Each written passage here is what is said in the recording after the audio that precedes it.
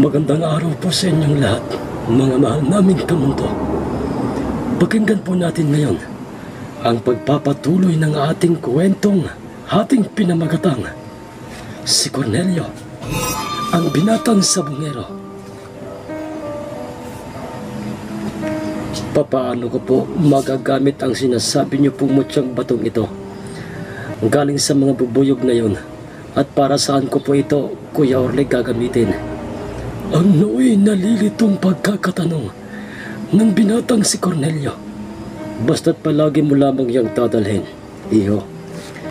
Ilagay mo sa malinis na tela at ilagay mo sa loob ng iyong bulsa. Mabisang mabisa yan, iho, sa larangan ng larong kong tawagin ay sabong. Sagot sa kanya ng mayamang negosyante. Ang ibig niyo po bang sabihin ay magiging isa po akong sabongero? Oo, iho. Dahil nakapagpasya na akong ikaw na ang hahalilis sa akin, at sana'y wag na wag mo akong bibiguin. Makakasama mo rin ako saan mang sabungan, at mga alagang panabong ko pa rin ang dadalhin doon. Pero ikaw na ang magdadala sa ating mga panabong, at ikaw na rin ang magbibitaw sa gitnang bahagi ng sabungan. Nung una'y tumutulpas sana doon si Cornelio, mga apo. Ngunit nang maalala niyang ang taong nasa kanyang harapan at humihingi ng pabor sa kanya ay ang taong tumulong sa kanya, kung kaya't kalaunay naging buo na rin ang kanyang pasyang pumayag sa gustong mangyari ng negosyante. Sige po, Kuya Orle. Payag na po ako sa gusto niyo pong mangyari. Maraming salamat, Iho Cornelio. At huwag kang mag-alala. Dahil ipinapangako ko sa iyong ang mutyang bato ng mga bubuyog na yan, na matagal nilang pinakaiingatan, ay magdadala sa iyo sa tagumpay. Saan mang bagay, pananatilihin rin ng mutyang yan ang pagiging mahinahon ng puso't isipan mo. Basta't, Iho, ipangako mo sa akin kahit na anong mangyari, ay wag na wag mo niyang ipapakita, ikikwento sa iba. Higit sa lahat, ay wag na wag mo niyang ipagmamayabang. Ngako naman ng paulit-ulit sa negosyante ang binata na yun ay mananatiling lihim kanino man.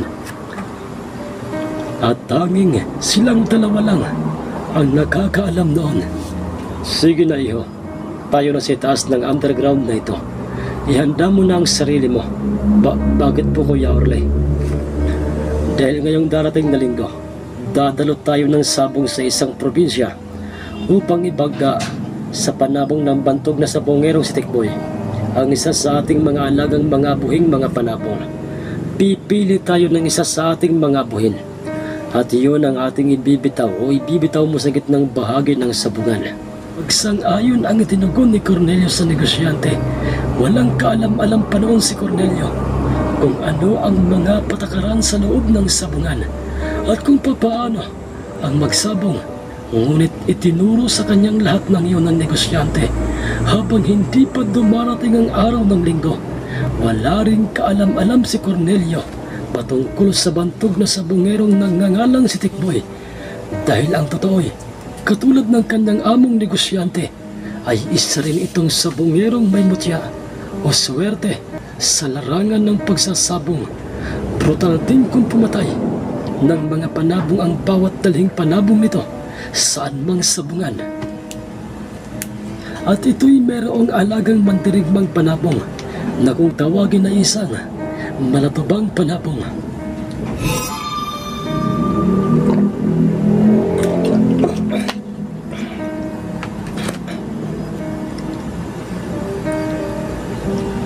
Ang kulay ng mga balahibo nito'y maihahalin tulad sa kulay ng tuba at ng kalawang, at nabibilang ito sa lahi ng mga gold na panabong dahil ang kulay ng malatuba at gold ay hindi magkalayo. Sa paglipas ng mga araw, mga apo, na nasa pag-iingat ni Cornelio ang nasabing mutya ng mga bubuyog na yon, ay pansin niya ang mga kakaibang nararamdaman niya sa kanyang sarili. Panatag ang loob niya at maaliwalas ang kanyang isip at punong-puno ng mga positibong mga pangyayari. ang kanyang isipan. Isinama ng negosyante ang binata sa kanyang farm o sa mga manugang ipinagkatiwala ng negosyante sa mamang nagngangalang si Delphine. At dooy ipinakita ng negosyante sa kanya ang kanyang mga sasabunging mga panabong. At ipinakilala na rin siya ng negosyante kay Delphine.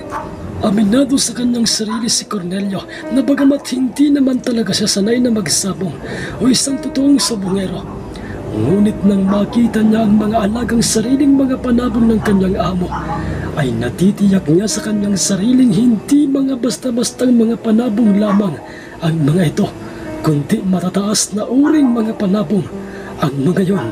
At pansin niyang lamang ang bilang ng mga abuhing mga panabong. Ano sa tingin mo, Delphine? Alin sa mga panabong natin na ito ang pwede ng isapak ngayong linggong darating? Ang tanong ng negosyante sa kanyang katiwala. Sir Orle, ito pong nasa kulungan ito. Mga ganoon ba ito bang ating abuhing ito? Opo, Sir Orle. Kasi po, makailang beses na po yung nagwawala. Agresibo. At pag minsan pinapakain ko po yan ay pinapalo ako niyan. Ang sagot ng katiwala sa negosyante. At upang makumpirmang totoo nga ang mga sinasabi ng kanyang tauhan, ay nagpasya na itong negosyante na subukang kunin sa kanyang kulungan ang nasabing abuhing panabong. At do'y napatunayan ng katiwala sa kanyang amo na totoo ang kanyang mga sinasabi, dahil ng akmang ito'y kukunin na.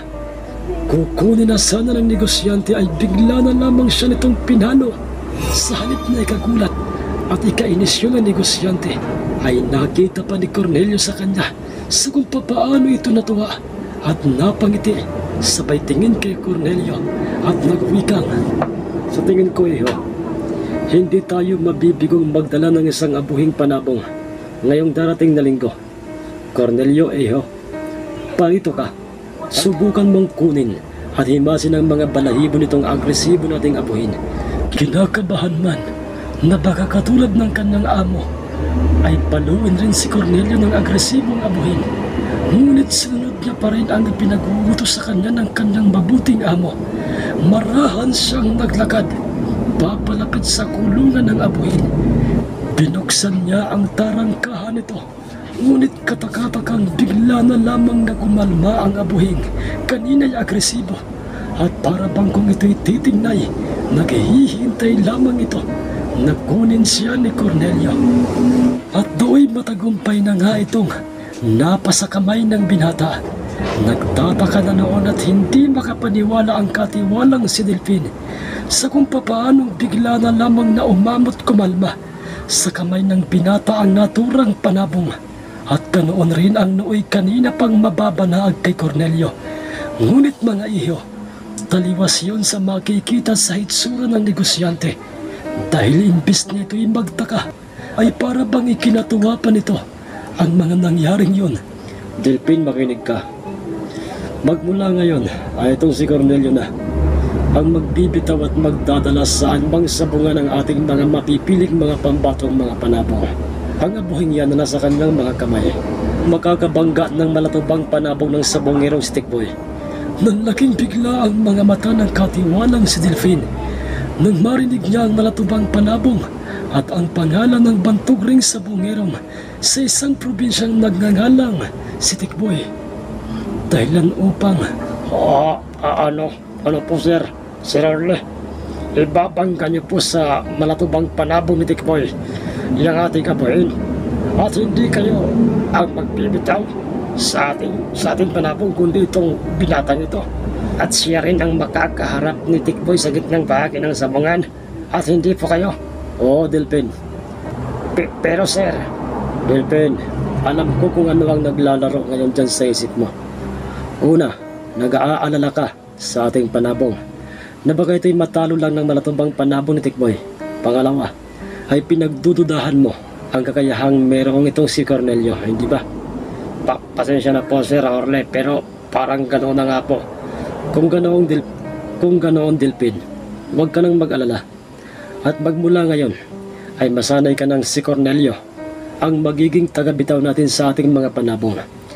Alisin mo na rin sa isip mo yung mga pag-aalala at mga pagdududa dahil sinisiguro ko sa iyo na hindi ako nagkamali ng aking naging desisyon. Sige po, Sir Orle. At pagkatapos ng mga pag-uusap na yun, mga apo, ay nagpasya na ang mag-among Cornelio at Orle na bumalik na sa mismong mansyon ng negosyante at babalik na lang sila kay Delphine sa oras na kinakailangan na nga nilang dumayo ng sabong sa probinsya ni Tikboy. Alam ko iyong pareho kayong dalawa ni Delphine. Kaninang nagtataka kung papaano at bakit bigla na lang umamong bigla sa iyong kamay. Ang agresibo nga buhing yon. Alam mo kung bakit iyo? Bakit mo, Kuya Orle? Ang sinumang sabongirong nagtataglay ng matsyang bato ng mga bubuyog ay tuturing ng isang panabong na higit pa sa kanyang amo. Sa oras na kanya itong bulungan, na ipanalo niya ang laban bago niya ito bitawan sa gitnang bahagi ng sabungan, ayon iyo ang mangyayari at susundin ang kanyang panabong. Ang revelasyon kay Cornelio ng kanyang amo habang sila'y sakay na ng tumatakbo nitong pag-aaring kotse at tinatahak na ng kanilang sinasakyan ang daan patungong mansyon. Kung magkaganoon po, Kuya Orle, ang ibig niyo po bang sabihin sa akin ngayon ay yun din po ang gagawin ko? Bubulungan ko rin po ang ating pambatong panabong bago ko po ito bitawan sa sahig ng sabungan. Oo, iyo. Yun ang palagi mong gagawin.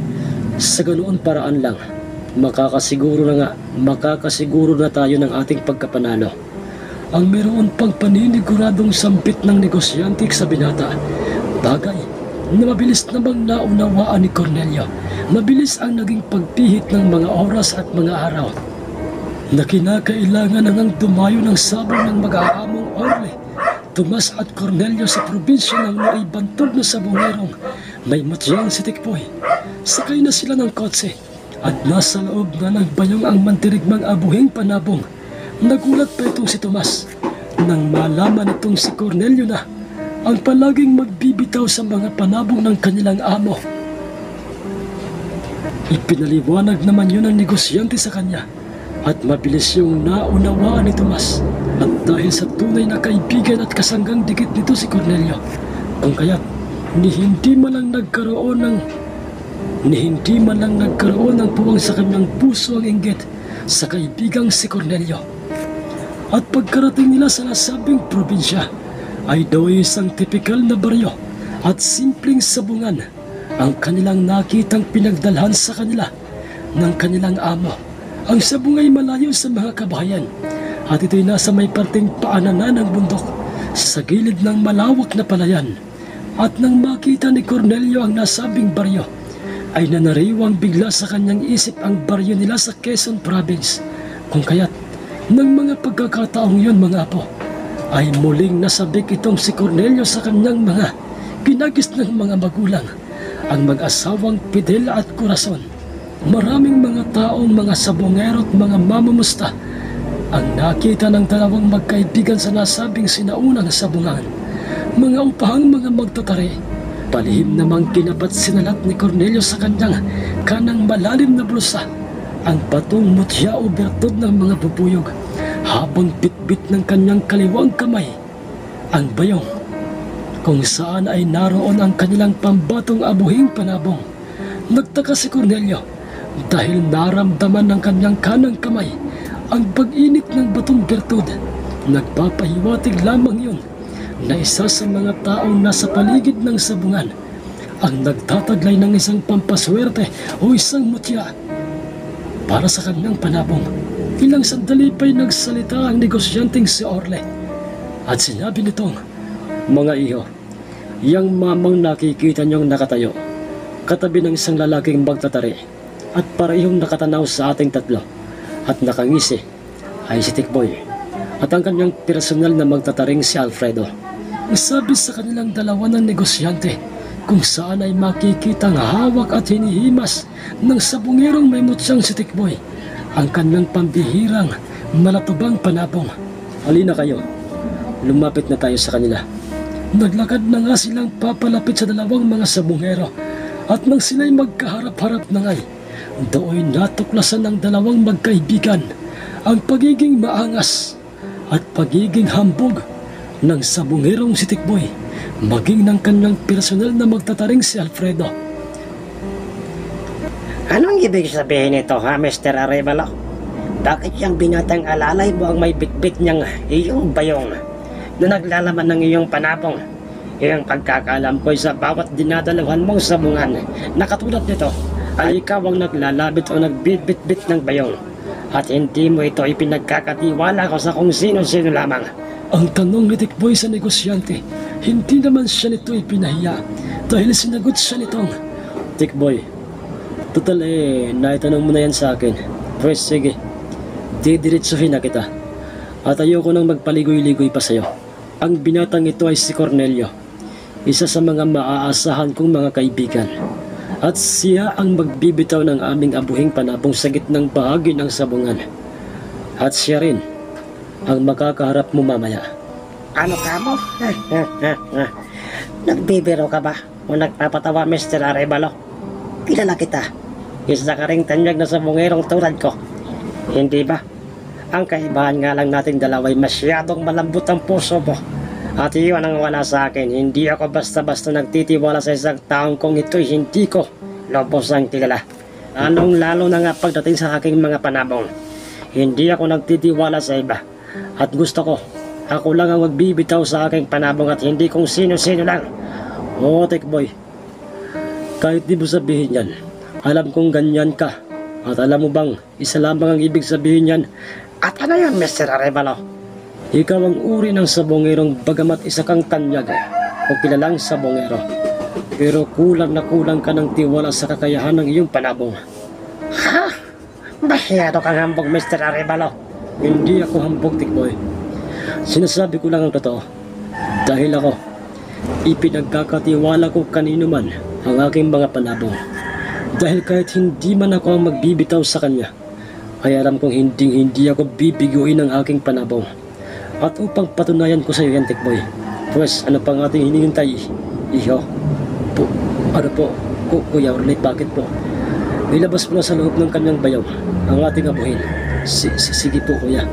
At nang lumantad na nga kay Tikboy at sa kanyang katabing magtatari, ang abuhing panabong ay napahagalpak ng tawa ang dalawang mga sabongero dahil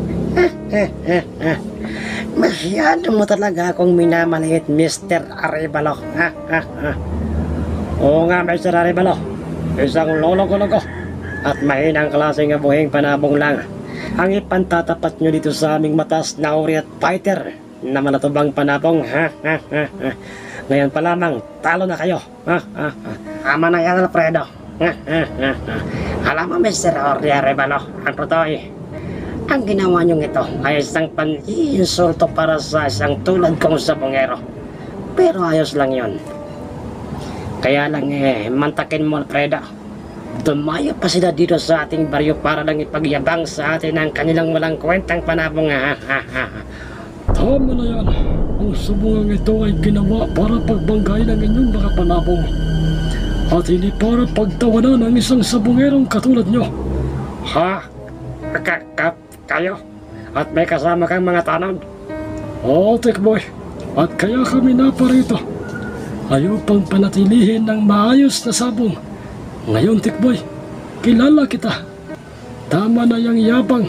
Patunayan mo sa dayang sina Mr. Arevalo na totoo ngang fighter at may maibubugay ang iyong malatuba sa kanilang abuhin. Kahit hindi mo pa yan sabihin, Kap, ayan talaga ang gagawin ko. Kung ganoon, maaari nyo lang umpisa ng laban ng inyong mga panabong. Pagkatapos na sabihin yun, ang kapitan ng baryo, kay Tikboy, ay tinawag na ng hepe ng mga tanod ang sentensyador ng sabungan. Kasunod no ay lumapit ang sentensyador sa kanilang kinaroroonan at isinama na nga nito papasok ng sabungan si Tikboy at Alfredo na kanyang magtatari, si Cornelio at ang upahang magtataring si Beltran na siyang napili ni Orly Arevalo ang magkakarga ng tari sa nooy naging matamlayin ng abuhing panabong na nasa pag-iingat ng binatang si Cornelio. Naging bugang bibig ng mga tao sa paligid ng sabungan ang pangalan ni Orly Arevalo Dahil sa kabila ng kanyang pagiging tanyag na sabongero, ay napapanatili nito ang pagiging mahinahon sa harapan ng hambog at bastos na sabongerong si Tikboy. Kuya Orle. Ano yun, Tomas? Kuya, hindi po ba kayo nagtataka?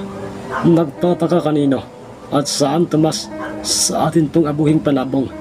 Bakit po bigla-bigla na lamang itong nanghina o tumamlay? Isamantalang nang kunin natin yun kanina kay Mang Delphine. Hindi naman ganoon yun. Tomas, magtiwala lang tayo sa ating panabong. Hindi basihan ang kanyang pagiging matamlay o katulad ng sinasabi kanina ni Tikboy at Alfredo. Ano pong ibig niyong sabihin, Kuya Orle? Dahil maaari itong magbago, Tomas. Sa oras na ito ay meron ng makakatunggaling panabong. Ang katulad niya ay isang taong bagamat nang hihina pero sa oras na siya'y nasa isang kritikal na sitwasyon o nasa bingit ng kamatayan ng kanyang buhay, ay nawawalang lahat ng kanyang pagiging mahina at yun ay napapalitan ng determinasyong mabuhay.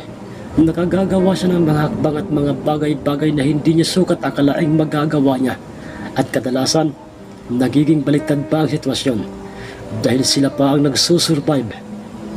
Ang ibig niyo po bang sabihin, Kuya Orle, ay Tomas, mananalo ang ating abuhing panabong at kung paano yun mangyayari, yun ang aabangan natin mamaya. At pagkatapos na makargahan na nga ng mga pulido at matatalas na mga tari ang dalawang mga panabong, ay nakita o nasaksihan ng lahat sa kung paanong lumuhod sa lupang sahig ng sabungan. Si Tikboy, tumita ito at tumingala habang hawak nito sa kanyang kanang kamay ang kanyang malatubang panabong. Natahimik ang lahat nang makita nilang bumubuka-buka ang bibig ni Tikboy habang ito'y marahang tumitingala sa langit. At para bang sumasamba ito. Sinasabi ko na nga ba, siya pala ang pinamanahan ng kanyang mga ninunong mga sabongero, ng mga ritual at mga dasal, mga kaalamang lihis sa katotohanan. Tingnan lang natin kung yan ba'y uubra sa isa sa pinakamalakas na mutya o pampaswerte sa larong sabong. Ang mahinang sambit ni Orle sa kanyang sarili. Ngayon, Hiho, nakita mo naman kung paano ako gumawa ng isang ritual at nagpakawala ng mga dasal. Ngayon ikaw, ano bang itinuro sa iyo ng iyong amo para dyan sa inyong lulugulugong apuhin? Ang nooy nakakainsultong wika ni Tikboy kay Cornelio.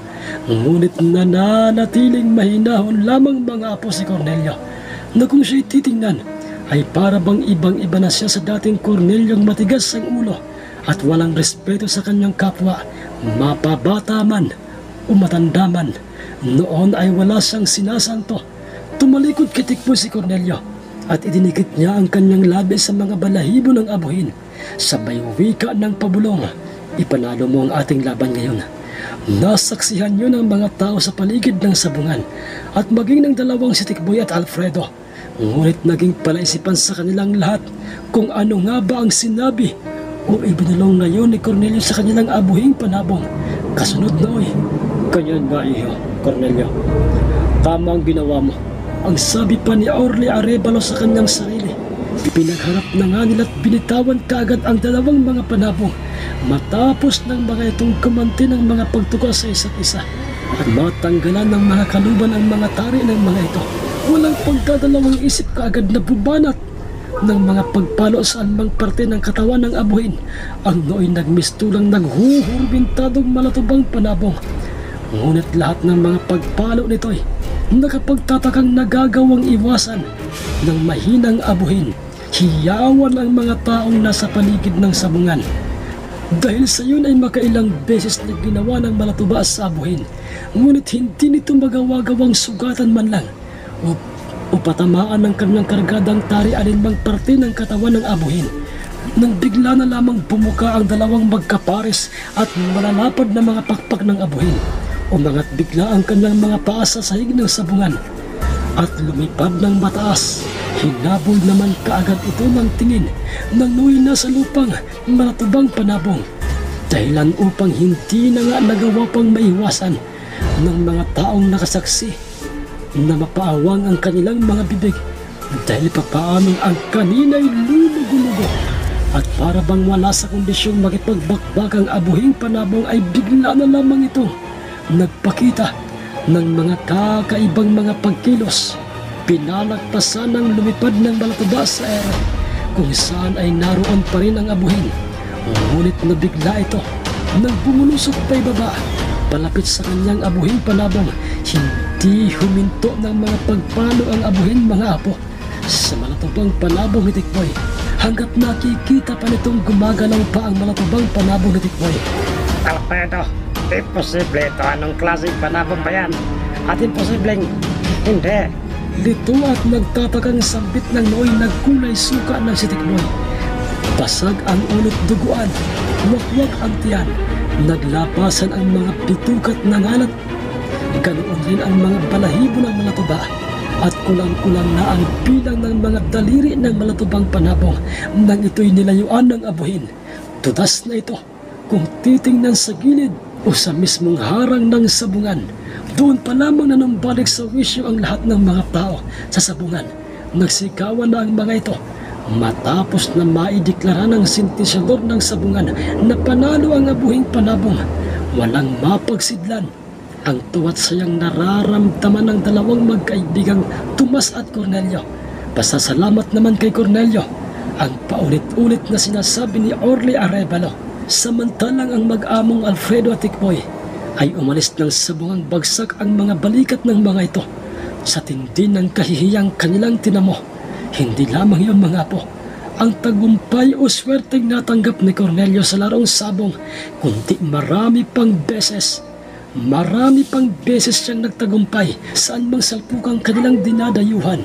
Marami siyang tinalong mga bantog noong mga sabongero. Ngunit katulad ng kanyang boss na si Orly Arevalo ay hindi na muli pang bumalik sa masamang pag-uugali si Cornelio. Tinupad niya ang kanyang ipinangako sa kanyang mabuting amo. Nakilala siya at binansagan ng mga sabongerong ang binatang sabongero. Naging sikat siyang katulad ni Orly Arevalo. Ngunit ganoon pa may, naging katulad rin siya ng kanyang among isang mapagpakumbabang sabongero hanggang sa sumapit na nga ang mga apo. Ang isang desisyong noon pa may inaasahan na ni Orly Arevalo na mangyayari. Nagpaalam na sa kanya si Corneliong babalik na ito sa kanilang probinsya upang harapin ang kanyang kinasasabikang mga lolo at lola at ang mga magulang na sina Corazon at Fidel. Ngunit kasama ni Cornelio si Tomas at Orly na kanilang amo na umuwi sa kanilang baryo sa Quezon Province at do'y paulit-ulit na humingi ng kapatawaran si Cornelio sa mag-asawang Fidel at Corazon, maging sa kanyang lolo at lola. Ngunit bilang mga magulang na totoong nagmamahal sa kanyang anak, ay sinabi ni Fidel kay Cornelio ang mga katagang, "Cornelio anak, makinig ka. Hindi ka pa man humihingi ng kapatawaran. Ikaw ay amin ang pinatawad ng iyong ina. Ang malaking pagbabago mo ay sapat na upang mapatunayan mong isa kang mabuting tao, isang mabuting anak." Mga apo, ng mga panahong yun, sa baryo nila Cornelio, ay isang revelasyon o lihim ang mabubunyag nang magkataong nasa mismong bahay ng dalawang matandang Rigor at Philadelphia ang negosyante kasama si Tomas at Cornelio. Nakita ni Orly ang larawan ng totoong ina ni Cornelio at doy, kilala ko ang babaeng yan. Siya yung dating naging kasambahay ng aking kapatid, ng aking pumanaw na kakambal. Ang ibig bang sabihin nito ay ikaw, Cornelio, ang naging bunga ng ginawang kasalanan ng aking kapatid? Kaya pala nag-cross ng ating landas at kaya pala napakagaan ang loob ko sa iyo. Bagamat nasaktan noon sa mga katotohanan natuklasan ni Cornelio, ngunit mas nangibabaw sa kanyang puso ang mga apo, ang pagpapatawad at pagmamahal.